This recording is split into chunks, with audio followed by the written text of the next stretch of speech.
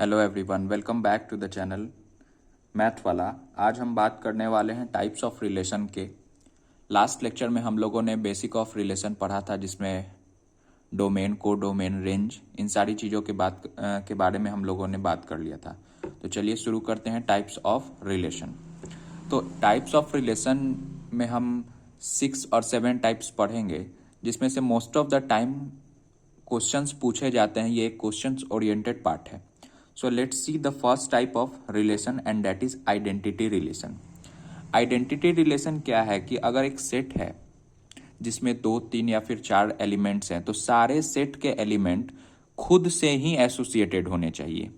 If every element on set A associates with itself only, only pay यहां ध्यान देना है कि every element of set A associate with itself only, तो वैसे रिलेशन को हम आइडेंटिटी रिलेशन कहते हैं। फॉर एन एग्जाम्पल अगर हम बात करें, जैसे हमारे पास एक सेट है ए इज इक्वल टू 1 2 3 4, तो रिलेशन तब डिफाइंड होगा जब हर एक element of set A associates with itself only.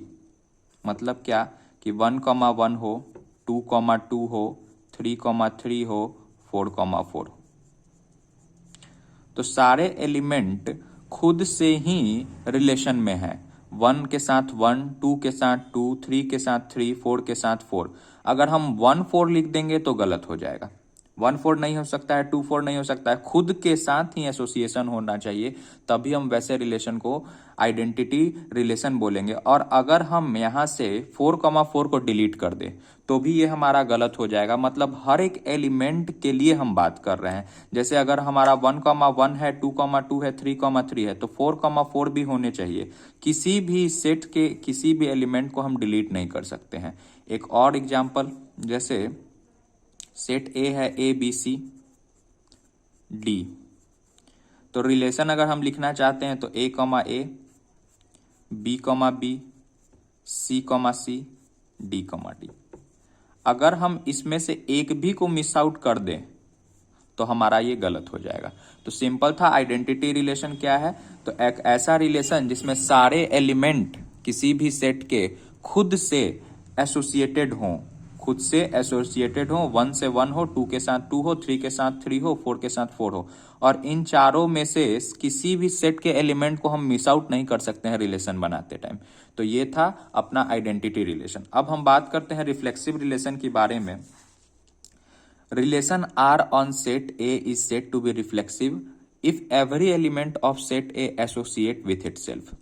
ये लगभग सिमिलर है आइडेंटिटी रिलेशन के ही, लेकिन आइडेंटिटी रिलेशन में एक हमारा पॉइंट था कि ओनली विथ इटसेल्फ, और यहां पे ओनली ऐसा यूज नहीं किया गया है। इसका मतलब क्या कि सपोज हमारे पास एक सेट है 1 2 3 4, तो हम ऐसा तो लिखेंगे ही पहले कि 1,1 2,2 3,3 4,4 एसोसिएट विथ इटसेल्फ हो गया। हम देख सकते हैं कि एसोसिएट विथ इटसेल्फ तो हो गया, लेकिन हम इसमें 1,4 में भी रिलेशन बना सकते हैं, 2,4 में भी बना सकते हैं, 1,3 में भी बना सकते हैं। ऐसे ऐसे करके हम इन सारे को एक दूसरे से यहाँ रिलेशन बना सकते हैं। इस टाइप के रिलेशन को हम रिफ्लेक्सिव रिलेशन बोलते हैं। तो डिफरेंस आइडेंटिटी रिलेशन में और रिफ्लेक्सिव रिलेशन में ये था कि आइडेंटिटी रिलेशन में सारे एलिमेंट को खुद के साथ ही रिलेशन बनाना है। आइडेंटिटी रिलेशन में हर एक एलिमेंट अपने खुद के साथ ही रिलेशन बना सकता है। 1 है तो 1 के साथ, 2 है तो 2 के साथ, 3 है तो 3 के साथ, 4 है तो 4 के साथ। लेकिन जब हम रिफ्लेक्सिव रिलेशन की बात करेंगे तो रिफ्लेक्सिव रिलेशन में खुद के साथ तो बनाना ही है, उसके अलावा भी अगर जो भी सेट के एलिमेंट हैं तो वो एक दूसरे से बना सकते हैं। अगर 1 4 बनाना चाहे तो 1 4 बना सकता है, 2 4 बना सकता है, 2 3 बना सकता है, 1 3 बना सकता है, 1 4 बना सकता है। मतलब इसमें कोई ऐसा रिस्ट्रिक्शन ओनली वाला नहीं है। तो यही था डिफरेंस आइडेंटिटी रिलेशन में और रिफ्लेक्सिव रिलेशन में, कि आइडेंटिटी रिलेशन खुद के एलिमेंट के साथ ही ओनली सिर्फ और सिर्फ अपने ही एलिमेंट के साथ बना सकता है, मतलब 1 1 से, 2 2 से, 3 3 से। लेकिन रिफ्लेक्सिव रिलेशन अपने सेट के सारे एलिमेंट में अगर जैसे 1 है तो खुद के साथ तो बनाएगा ही, उसके अलावा भी दूसरे एलिमेंट से भी बना सकता है। इसी को हम बोलते हैं रिफ्लेक्सिव रिलेशन। अब देखिए सिमेट्रिक रिलेशन क्या है। रिलेशन आर, सिमेट्रिक रिलेशन हम तब बोलेंगे कि for a reflexive relation A comma B belongs from R, B comma A belongs from R, where A comma B belongs from set A. मतलब क्या कि जैसे हमारे पास एक सेट है ए इज इक्वल टू 1 2 3 4, तो इसमें हम लोगों ने कहीं नहीं पढ़ा कि किसी भी पर्टिकुलरली सेट से एसोसिएटेड होना चाहिए, मतलब सारे एलिमेंट एक दूसरे से एसोसिएटेड होना चाहिए, ऐसा कोई जरूरी नहीं है। तो इसमें हम डायरेक्ट अगर हमको लिखना है, रिलेशन बनाना है आर इज इक्वल टू, तो हम 1,2 लिखें। अगर सिमेट्रिक रिलेशन में हम 1,2 लिखें तो इसको हम पलट के हमें लिखना पड़ेगा, तभी हमारा ये सिमेट्रिक रिलेशन बनेगा। A comma B belongs from r, तो बी कॉमा ए को भी बिलोंग्स करना होगा आर से। जैसे हम लोग लिखे 1,2, तो फिर 2,1 भी लिखना होगा, तभी ये सिमेट्रिक रिलेशन होगा। अगर हम यहाँ लिख देते हैं एक रिलेशन, इसी सेट से हम एक रिलेशन बनाते हैं आर इज इक्वल टू 1,1 2,2 3,3 4,4 1,4। अब क्या ये रिलेशन सिमेट्रिक रिलेशन है? तो हम देख सकते हैं कि 1,1 है, 2,2 है, 3,3 है, 4,4 है, और a, b यहाँ है, बट इसका पेयर b, a नहीं है यहाँ पे। तो अगर हम 4,1 ऐड कर देते हैं तो अपना रिलेशन ये सिमेट्रिक हो जाएगा। अब सिमेट्रिक में क्या है कि हम इन सारी चीजों को लिख सकते हैं, क्योंकि ये बोल रहा है सिमेट्रिक रिलेशन के लिए हमारा सबसे पहले रिफ्लेक्सिव रिलेशन होना चाहिए। तो 1,1 2,2 3,3 4,4 हम इन सारी बातों को लिख सकते हैं। उसके बाद अपना 1,4 4,1 लिख सकते हैं, या फिर डायरेक्ट हम ऐसे भी लिख सकते हैं कि relation R is equal to 1,4 और 4,1, या फिर 2,3 3,2। मतलब सिंपल है कि अगर a, b है रिलेशन में तो b, a भी होना चाहिए, तभी हम बोलेंगे इसको सिमेट्रिक रिलेशन। तो ये था अपना सिमेट्रिक रिलेशन।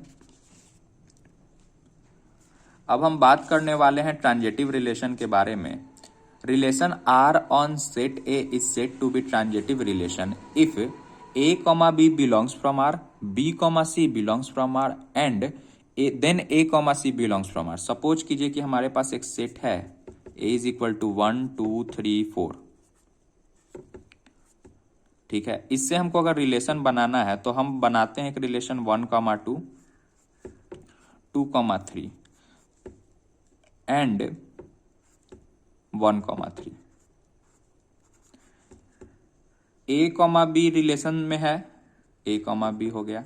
फिर b, c, तो यहां b2 था तो यहां भी b2 ही हो जाएगा।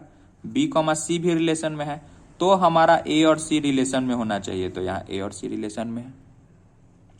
ट्रांजिटिव रिलेशन के लिए अगर ए बी रिलेशन में है, ए बी रिलेशन में है, फिर बी सी भी रिलेशन में है, बी सी रिलेशन में है, तो हमारा ए, सी भी रिलेशन में होना चाहिए। सिंपल है कि अगर ए, बी बिलोंग्स करता है किसी रिलेशन से, बी, सी भी फॉर्म करता है एक रिलेशन, तो हमारा सी, ए भी जो है वो रिलेशन में फॉर्म होना चाहिए। यही था ट्रांजिटिव रिलेशन। लेकिन इसमें एक इंपॉर्टेंट पॉइंट ध्यान रखने की ये जरूरत है कि if A, B belongs from R, मतलब कोई भी एक रिलेशन बन रहा है but B is not related to any one, then relation will be also transitive. मतलब क्या हुआ कि जैसे 1 2 3 4 है, तो हम एक रिलेशन बना दिए, रिलेशन बना दिए 1,2। अब ये 2 तो किसी और के साथ एसोसिएटेड है ही नहीं, डेट मीन्स कि ये भी ट्रांजिटिव रिलेशन होगा। अगर 1,2 किसी और के साथ नहीं अटैच्ड है तो हम इसको ट्रांजिटिव रिलेशन बोलेंगे। लेकिन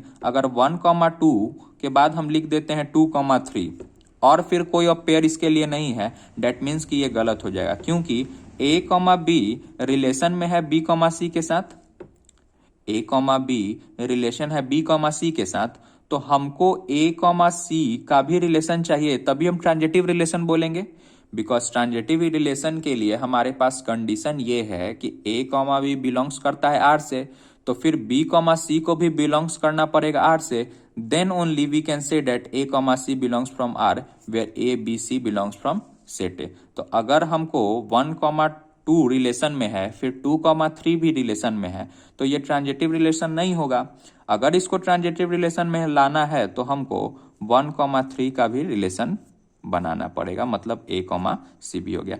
देखो A, B रिलेशन में, सॉरी A, B रिलेशन में, B, C भी यहाँ रिलेशन में, तो अपना A, C भी रिलेशन में हो गया। तो यही था ट्रांजिटिव रिलेशन के बारे में। अब हम लोग बात करने वाले हैं इक्विवेलेंस रिलेशन के बारे में। इक्विवेलेंस रिलेशन क्या है कि इक्विवेलेंस रिलेशन जो है अपना बेस्ड उन्हीं रिलेशन पे है जो हम लोगों ने अभी पढ़ा है।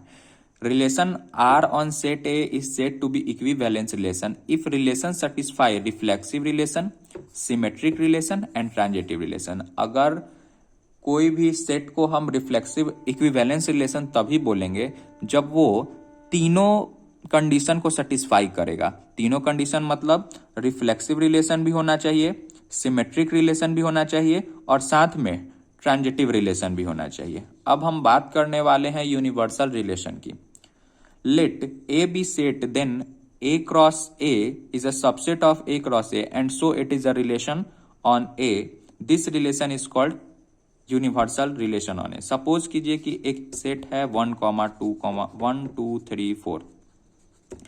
अब यूनिवर्सल रिलेशन में क्या है कि दोनों सेट इक्वल होने चाहिए, मतलब अपना दोनों सेट क्या होने चाहिए, इक्वल होने चाहिए। मतलब A है तो ये भी B ले लेते हैं, बट इनके सारे एलिमेंट जो हैं वो सेम होंगे, 1, 2, 3, 4। अब एक कंडीशन मैं लिख देता हूं कि A plus B is less than 10, जहां की B जो है वो सारे एलिमेंट इनके होंगे और A जो है वो सारे एलिमेंट इसके होंगे। तो A plus B is less than 10, A plus B less than 10, तो 1 प्लस 1 भी करेंगे तो भी लेस देन 10 होगा, 1 प्लस 2 करेंगे तो भी लेस देन 10 होगा, 1 प्लस 3, 1 प्लस 4, इन सारे में हमारा लेस देन 10 होगा। फिर वैसे ही 2 प्लस 1, 2 प्लस 2, 2 प्लस 3, 2 प्लस 4, सबके लिए हमारा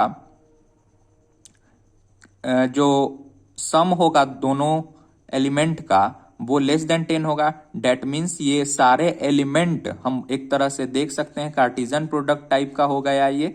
तो सारे एलिमेंट को हम जब कवर करते हैं तो वैसे रिलेशन को हम यूनिवर्सल रिलेशन बोलते हैं। देख लीजिए यहाँ सबसेट ऑफ कार्टेशियन प्रोडक्ट है, तो सारे एलिमेंट को जब हम कवर कर लिए मतलब सब एलिमेंट हमारे इस कंडीशन को सेटिस्फाई कर रहा है। अगर हम मैक्सिमम 4 प्लस 4 भी ऐड करेंगे तो भी 8 ही होगा और विच इज लेस देन 10।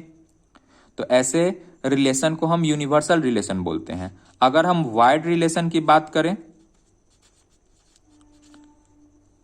तो A प्लस बी अगर हम ग्रेटर देन 10 में लिखें तो A plus be greater than अगर हम नहीं होगा, क्योंकि 4 प्लस 4 मैक्सिमम है, वो 8 हो जाएगा। तो ऐसे रिलेशन को हम वाइड रिलेशन बोलते हैं जब एक भी वैल्यू इस कंडीशन को सेटिस्फाई ना करे, मतलब ये इम्प्टी हो जाए।